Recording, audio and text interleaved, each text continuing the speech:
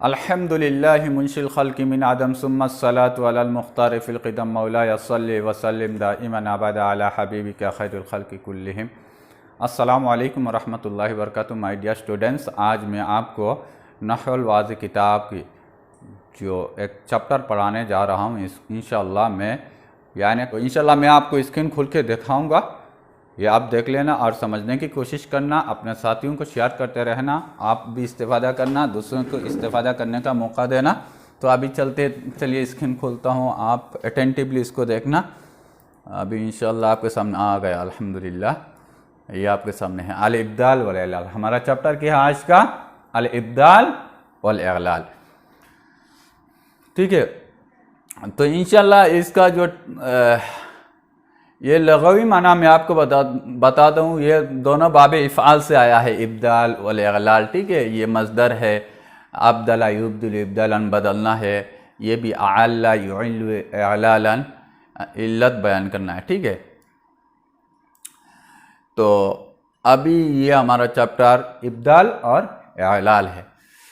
تو دیکھو، قلب الالف والیاء واوا، الف اور یا کو پلٹ دینا واو کی طرف، یعنی واو اور الف اور یا کو بدل دینا واو سے۔ یہ کب کریں گے؟ یہ مصنف آج آپ کو سمجھائیں گے، ٹھیک ہے۔ تو یہ مصنف کی عادت کریمہ کے مطابق پہلے ہم امثلہ پڑھ لیتے ہیں، ترجمہ کر لیتے ہیں، پھر انشاءاللہ بحث میں آپ کو سمجھاؤں گا۔ دیکھو امثلہ کیا ہے، اس میں گروپ 2 ہے، ٹھیک ہے، لیکن ایک کے مقابل میں اور ایک ہے، یہ اس کے مقابل میں ہے، یہ اس کے مقابل میں ہے، یہ گروپ 1 ہے، یہ گروپ 2 ہے، اس کے مقابل میں 1، اس کی 2 کے مقابل میں 2۔ چلیے ابھی ترجمہ کر لیتے۔ شاہد السائحون الحرم، شاہد یشاہد مشاہدتاً یعنی دیکھنا، بیہولڈ کرنا۔ السائحون یعنی ٹورسٹ، جو ٹور کرتا ہے۔ الحرم، یہ حرم، یہ مکہ شریف یا تو مدینہ شریف، ٹھیک ہے، حرم مکہ کہتے ہیں، ٹھیک ہے، حرم مکہ۔ تو سائحون نے حرم کو دیکھا، سیاحوں نے حرم کو دیکھا۔ حاکم القاضی المتہم، حاکم یحاکم باب مفعلہ سے، ٹھیک ہے۔ القاضی، یہ قاضی یعنی جو فیصلہ کرتا ہے اس کو قاضی کہا جاتا ہے۔ المتہم مینس بلیمڈ، جس پر تہمت لگایا گیا ہے۔ تو ترجمہ کیا ہوا؟ یہ 2 ترجمہ ہو سکتا ہے اس کا۔ قاضی نے، فیصلہ کرنے والا نے متہم کو گناہ سے بری کیا یا تو گناہگار ثابت کیا۔ حاکم القاضی المتہم، قاضی نے متہم کو گناہگار ثابت کیا یا تو گناہ سے بری ثابت کیا۔ سامح الحلیم المذنب، یہ بھی باب مفعلہ سے، ٹھیک ہے۔ المسامحۃ مصدر ہے، اس کا معنی مصدری درگزر کرنا، معاف کرنا۔ حلیم مینس بردبار، جو اچھی صفت کے ساتھ جو شخص متصف ہو اس کو بردبار کہتے ہیں، ٹھیک ہے، جتنے اچھی صفت ہو۔ تو حالم نے مذنب مینس سینر، بردبار نے، حالم نے گناہگار کو بخش دیا۔ پھر یہ ابھی دوسرے گروپ میں جاتے ہیں، ابھی دیکھو، این الثمر، یہ باب افعال سے، ٹھیک ہے۔ این الثمر، الاینا مصدر ہے، ٹھیک ہے، اس کا مطلب پھکنا۔ ثمر مینس پھل، یعنی پھل پھک گیا۔ ایسر التاجر، ایسر یوسر، ٹھیک ہے، یہ باب افعال سے ہے، اس کا مطلب خوشحالی ہونا، غربت نہ ہونا، یعنی خوشحالی ہونا۔ تاجر خوشحال ہوا۔ ایقنت بالخبر، ایقن یوقن یعنی یقین کرنا، میں نے خبر کو یقین کیا۔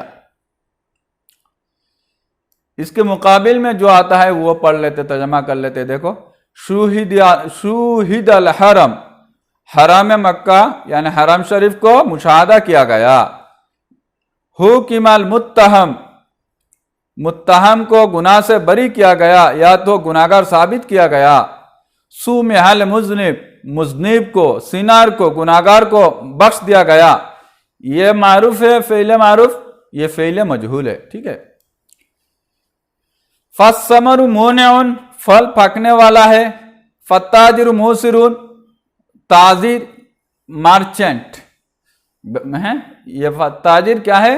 خوشحال ہے، مالدار ہے، یہ مالدار کے معنی میں بھی آتا ہے، ایسر التاجر مالدار ہوا، ٹھیک ہے۔ فالتاجر موسر یعنی مالدار ہے، فانا موقن بھی، میں اس کو یقین رکھنے والا ہوں، اس پر ایمان رکھنے والا ہوں، ٹھیک ہے۔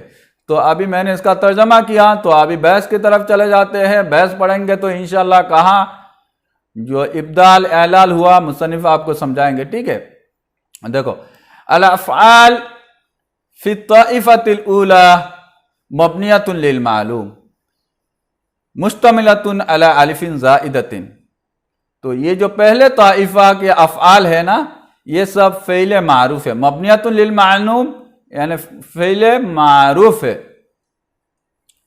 یہ الف زائدہ پر مشتمل ہے۔ تو دکھا دوں میں پھر، یہ دیکھو طائفہ اولا یہ سب فعل مبنیۃ للمعلوم یعنی فعل معروف ہے، ٹھیک ہے، اور اس میں مشتملۃ علی الف زائدۃ، اس میں الف زائدہ، یہ ہا کے بعد الف زائدہ ہے، شین کے بعد الف زائدہ ہے، ادھر سین کے بعد بھی الف زائدہ ہے۔ وفی الامثلۃ المقابلۃ لہا، اور اس کے مقابل امثلہ میں ترى افعال نفسها مبنیۃ للمجہول، تو طائفہ اولا کے مقابل میں، یہ جو طائفہ اولا کے امثلہ کے مقابل میں جو افعال ہے، آپ کیا دیکھیں گے؟ یہ مبنیۃ للمجہول یعنی فعل مجہول ہے۔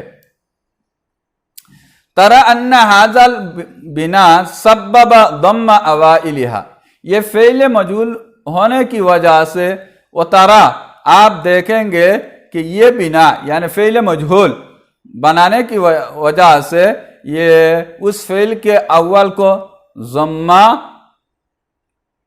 سبب مینس پیدا کرنا، ضمہ پیدا کیا، یعنی فعل اول کو کیا دیا؟ ضمہ دیا، یہ دکھا دو، یہ فعل مجہول ہونے کی وجہ سے اس فعل کے شروع میں کیا ضمہ ہے؟ شین، ح، حو، سو، ٹھیک ہے۔ ثم انک لا تجد الالف التي كانت في افعال القسم الاول، پھر آپ نہیں پائیں گے اس الف کو جو قسم اول کے افعال میں ہے، یعنی طائفہ اول کے طائفہ اولا، یہ طائفہ اولا میں جو الف ہے اس میں وہ الف نہیں ہے، ٹھیک ہے نا، آپ دیکھ رہے ہیں نا، الف نہیں ہے۔ وتجد مکانها واوا، اس الف کے جگہ میں، یہ دیکھو اس الف کے جگہ میں آپ کیا پاؤ گے؟ تجد مکانها واوا، واو، ٹھیک ہے۔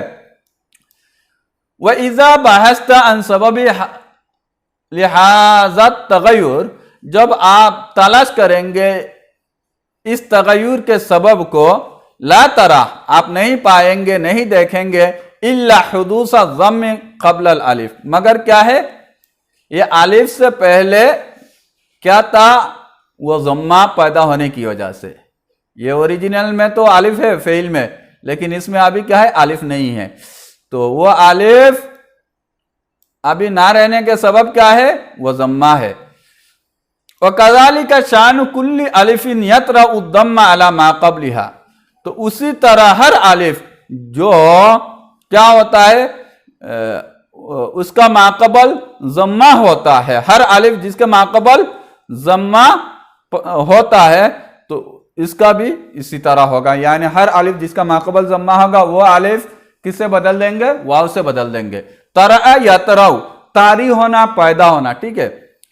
فإنها تقلب واء، تو ہر الف جس کا ماقبل ضمہ ہو اس کو کس سے بدل دیں گے؟ واوان، واو سے بدل دیں گے، ٹھیک ہے۔ والافعال فی الطائفة الثانیة بها یاء مفتوح ما قبلها، وہ افعال اور افعال طائفہ ثانیہ میں اس کے ساتھ کیا ہے؟ یا مفتوح یا ہے، اس کا ماقبل کیا ہے؟ مفتوح ہے۔ دیکھو یا ہے، طائفہ ثانیہ میں یا ہے، لیکن اس کا ماقبل مفتوح ہے، الف ہے، الف پر کیا ہے؟ زبر ہے، تو کیا ہے؟ حمزہ ہو گیا۔ یہ سب کا ماقبل کیا ہے؟ یا کا ماقبل مفتوح ہے۔ نظر آ رہا ہے نا آپ کو اسکرین پہ؟ انشاءاللہ امید ہے آپ سمجھ رہے ہیں۔ وَإِذَا رَجَعْتَ إِلَى الْأَمْثِلَةِ الْمُقَابَلَةِ لَهَا، جب آپ اس کے امثلہ اپوزٹ، یعنی اس کے مقابل میں جو امثلہ آ رہا ہے، A2 کے مقابل میں کیا آ رہا ہے؟ سامنے کیا آ رہا ہے؟ یہ امثلہ فَالثَّمَرُ مُغْنِيٌ فَالتَّاجِرُ مُوسِرٌ فَأَنَا مُوقِنٌ بِهِ، یہ آ رہا ہے، ٹھیک ہے۔ ادھر ایک لفظ یہ حالہ کتاب میں مکتوب ہے، لیکن یہ مکتوب غلط ہے، یہ لہا ہونا چاہیے، ٹھیک ہے۔ حالہ کو یہاں از نہیں ہوگا، ٹھیک ہے۔ لہا مقابلاتی لہا۔ تجد هذه الافعال، یہ آپ ان فعلوں کو پائیں گے۔ کیسے پائیں گے؟ بل کیسے پائیں گے؟ دیکھو بل، بلکہ تجد اسم فاعلین، اس کے مقابل کو کیسے پائیں گے؟ اسم فاعل پائیں گے۔ لکل منہا، ان افعال میں سے کیا؟ اسم فاعل پائیں گے۔ سب یہ اسم فاعل ہے نا، دیکھو یہ سب اسم فاعل کے سگے ہے اس کے مقابل میں، ٹھیک ہے۔ وَإِذَا ثُمَّ إِنَّكَ لَا تَرَى فِي اسْمِ الْفَاعِلِ يَا الَّتِي كَانَتْ فِي فِعْلِ، پھر آپ اس یا کو نہیں دیکھیں گے نا، اسم فاعل، فاعل کے اسم میں اس یا کو نہیں دیکھیں گے جو یا اپنے فعل میں تھا۔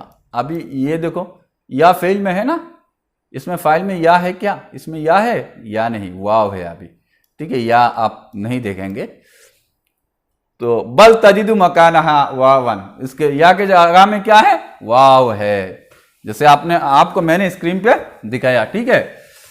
تو ابھی وَإِذَا تَسَاءَلْتَ عَنِ السَّبَبِ، جب آپ تساءلت آپس میں ایک دوسرے سے پوچھ تاچھ کریں گے، سوال کریں گے، عَنِ السَّبَبِ، یہ کیوں ہوا ہے؟ اس میں الف تھا پہلے میں، بعد میں واو ہو گیا، دوسرے طائفہ میں یا ہے، اس میں فاعل میں گیا تو وہ یا واو سے بدل دیا، یہ اس کے سبب کیا ہے؟ ایک دوسرے سے جب پوچھ تاچھ کریں گے، لام ترا، آپ کو کچھ نظر نہیں آگا، آپ کو کچھ نہیں دیکھیں گے، الا ان الیا بعد ان كانت في الفعل ساکنۃ بعد فتح اصبحت في اسم الفاعل، تو کیا ہے؟ مگر وہ یا جو فعل میں ساکن ہوا فتح کے بعد، فعل میں کیا ہوا تھا؟ فتح کے بعد ساکن ہوا تھا، دکھا دوں میں، یا فعل میں فتح کے بعد ساکن ہوا تھا، ہے نا۔ اصبحت فی اسم الفاعل، وہ اسم فاعل میں کیا ہوا؟ واو ہو گیا۔ نیکسٹ پیج کی طرف ہم جاتے، ٹھیک ہے۔ ساکنتن بعد ضم، ساکنتن بعد ضم، ٹھیک ہے۔ وَلِهَذَا قُلِّبَتْ وَاوًا، تو اس کو کیوں بدل دیا گیا؟ اس لیے بدل دیا گیا، یا ہے اس کے ماقبل ضمہ ہے، یا ساکن ماقبل ضمہ ہے، اسی وجہ سے کیا کر دیا؟ اس یا کو وا سے بدل دیا۔ وَكَذَلِكَ، اسی طرح کلو یا ان، ہر یا فی غیر هذه الامثلہ، ان مثالوں کے علاوہ بھی آپ کو جہاں یا ساکن ہو، اس کے ماقبل ضمہ ہو، اس یا کو ہم کس سے بدل دیں گے؟ کس سے بدلیں گے؟ ضمہ سے بدلیں گے۔ کلو یا ان فی غیر هذه الامثلہ تقع ساکنۃ بعد الضم، ٹھیک ہے۔ اسی طرح ہر یا ان امثلہ کے علاوہ میں بھی تقع واقع ہوگا ساکنتن، ساکین کے، تقع ساکنتن، ساکین کی حالت میں واقع ہوگا، بعد ضم، ضمہ کے بعد۔ تو ہر یا ساکن ضمہ کے بعد واقع ہوگا تو اس کی حال کیا ہوگا؟ اس یا کو واو سے بدل دیں گے۔ فَأَنْتَ تَرَى مِنَ الْأَمْثِلَةِ السَّابِقَةِ، آپ دیکھتے ہیں امثلہ سابقہ میں سے کہ ان حرفن ادیا بدلا حرفن، ایک حرف کو دوسرے حرف کی جگہ میں رکھ دیا گیا۔ فَأُدِيَتِ الْوَاءُ بدل الالف، واو کو رکھا گیا کہاں؟ الف کی جگہ میں۔ یہ کس میں ہوا تھا؟ جیسے سا محل سا یہون الحرم، اس میں الف ہے، سا مہا سا، تو اس الف کے بدلے میں فعل مجہول میں کیا ہوا؟ سومیا، تو الف کے جگہ میں کیا رکھ دیا گیا؟ واو رکھ دیا گیا، ہے نا۔ वबदल याई, फिर दूसरी ताइफा में क्या हुआ, या के बदले में बदल उदियतिल वाव बदल अलिफ फिल अमसिलतिल उला, तो अमसिला उला में अलिफ की जगह में वाव रख दिया गया और या की जगह में अमसिला सानी में क्या रख दिया गया, वाव रख दिया गया। तो अलिफ की जगह में और या की जगह में, दोनों जगह में क्या रख दिया गया, वाव रख दिया गया। वहाजा युसम्मा इब्दालन, उसको क्या कहते हैं, इब्दाल कहते हैं। एक के जगह में दूसरे को रखना उसको क्या कहते हैं, इब्दाल कहते हैं। वलम्मा कान अल हर्फुल मुतगय्यिर हर्फ इल्लतिन, जब तब्दील, मुतगय्यिर मीन्स तब्दील होने वाला हर्फ, हर्फ इल्लतिन, हर्फ इल्लत हो, यानी देखो उसमें आलिफ ये भी बदला, उसमें या वो भी बदला, तो मुतगय्यिर हर्फ क्या है, यह हर्फ इल्लत है। तो सहा सही हुआ, आई युसम्मा एलालन, तो उसको एलाल भी कहा जा सकता है। एलाल किसको कहते हैं, जो हरफ बदलने वाला हरफ है, ठीक है, उस बदलने वाला हर्फ इल्लत हो तो हम उसको क्या नाम देंगे, एलाल बोलेंगे। तो खुलासा कलाम फिर मैं इंशाल्लाह कायदा पढ़ के फिर दोबारा आपको बोलूंगा।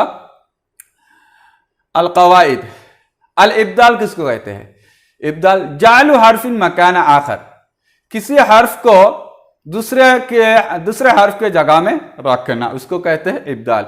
व इज़ा कान अल हर्फुल मुतगय्यिर हर्फ इल्लतिन, जब तब्दील होने वाला हर्फ इल्लत हो, युसम्मा एलालन, उसको क्या कहते हैं, एलाल। तो एलाल की तारीफ ये हो गया, तब्दील होने वाला हर्फ इल्लत हो तो उसको एलाल, और इब्दाल किसको कहते हैं, एक हरफ की जगह में दूसरे हरफ को रखना उसको इब्दाल कहते हैं। कायदा नंबर 6 देखो, इज़ा वक़ातिल अलिफ़ु बादा ज़म्मिन तुक़लबु, या तो तुक़ल्लबु दोनों पढ़ सकते हैं। इज़ा वक़ातिल अलिफ़ु, जब अलिफ वाक़े हो, बादा ज़म्मिन, ज़म्मा के बाद, जैसे किस में वाक़े हुआ, फ़ेल मजहूल में हुआ, बाब मुफ़ाला का, ठीक है, शुहिदा, सुमिहा, ये सब। तो अलिफ वाक़े हुआ कहाँ, ज़म्मा के बाद, तो उस अलिफ को क्या करेंगे, तुक़लबु वान, वो अलिफ वाव से बदल देंगे। कायदा नंबर 7, व इज़ा वक़ातिल याउ साकिनतन बादा ज़म्मिन, जब या साकिन, या वाक़े हो किस हालत में, साकिन होकर, किसमें, ज़म्मा के बाद, तो उस या साकिन को भी वाव से बदल देंगे। तो उम्मीद है आप समझ जाएंगे। तो इंशाल्लाह मैं शुरू से फिर आपको बता दे रहा हूँ, फ़हुवल कलाम याद में रखना, मेमोरी में रहना। हमारे इस चैप्टर में इब्दाल और एलाल है। तो कभी मुसन्निफ, इब्दाल किसको कहते हैं, एक हरफ के जगह में दूसरे हरफ को रखना, उसको इब्दाल कहते हैं। एलाल किसको कहते हैं, ये जो हरफ तब्दील होने वाला है, ये तब्दील होने वाला हर्फ अगर हर्फ इल्लत हो तो उसको हम क्या कहेंगे, एलाल कहेंगे। तो उसमें मुसन्निफ ने देखो क्या किया, कभी अलिफ को वाव से बदल दिया और कभी या को अलिफ से बदल दिया, लेकिन ये उसकी सूरत है, कब है, ऐसे आसानी से नहीं बदला, उसके कोई सबब है। क्या सबब है, अलिफ को वाव से बदलने का सबब क्या है, अलिफ उसका माक़बल ज़म्मा, इसी वजह से उस अलिफ को या से बदल दिया। या साकिन उसका माक़बल ज़म्मा, इसी वजह से या को वाव से बदल दिया। तो my dear students, I hope that you have understand my this topic and may Allah reward you and grant success in your life। And आखिर में मैं अपना कलाम यही ख़त्म करता हूँ। इला लिक़ाइन आखर, अस्सलामु अलैकुम व रहमतुल्लाहि व बरकातुहू।